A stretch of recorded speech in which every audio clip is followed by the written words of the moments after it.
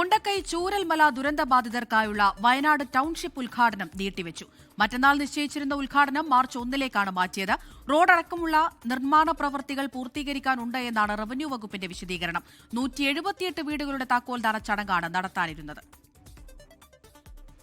മറ്റന്നാൾ നിശ്ചയിച്ചിരുന്ന ഉദ്ഘാടനമാണ് മാർച്ച് 1 മാറ്റിയത്. റോഡടക്കമുള്ള നിർമ്മാണ പ്രവൃത്തികൾ പൂർത്തീകരിക്കാനുണ്ടെന്നാണ് റവന്യൂ വകുപ്പിന്റെ വിശദീകരണം. ആദ്യഘട്ടത്തിൽ 178 ഗുണഭോക്താക്കൾക്കായിരുന്നു താക്കോൽ കൈമാറാൻ നിശ്ചയിച്ചിരുന്നത്. നറുക്കെടുപ്പിലൂടെ തങ്ങളുടെ വീടുകൾ എവിടെയാണെന്നുള്ളതും ഗുണഭോക്താക്കൾക്ക് വ്യക്തമായിരുന്നു. സ്വന്തമാകാൻ പോകുന്ന വീടുകളുടെ അറ്റകുറ്റപ്പണികൾ അടക്കം നിരീക്ഷിച്ചു വരികയായിരുന്നു ദുരന്തബാധിതർ. വാസയോഗ്യമാകാൻ ഇനിയും മാസങ്ങളെടുക്കുമെന്ന പ്രതിപക്ഷത്തിന്റെ ആരോപണം ശക്തമായിരുന്നു. ചടങ്ങ് നടത്താനിരുന്ന ടൗൺഷിപ്പിലെ വേദിയുടെ പ്രവൃത്തികളും ഏതാണ്ട് പൂർത്തിയായപ്പോഴാണ് തീയതി മാറ്റം. മുസ്ലിം ലീഗിന്റെ 1ാം ഘട്ട വീട് കൈമാറ്റം 28-ന് നടക്കാനിരിക്കെയാണ് നിലവിലെ തീയതി മാറ്റം. 24 വയനാട്. ലോകത്തെവിടെയായാലും ഏത് സമയത്തും 24 വാർത്തകളും ഓഗ്മെന്റഡ് റിയാലിറ്റി പാക്കേജുകളും എക്സ്പ്ലെയിനറുകളും വിശദമായി കാണാൻ ഞങ്ങളുടെ യൂട്യൂബ് ചാനൽ നിങ്ങൾക്ക് സബ്സ്ക്രൈബ് ചെയ്യാം.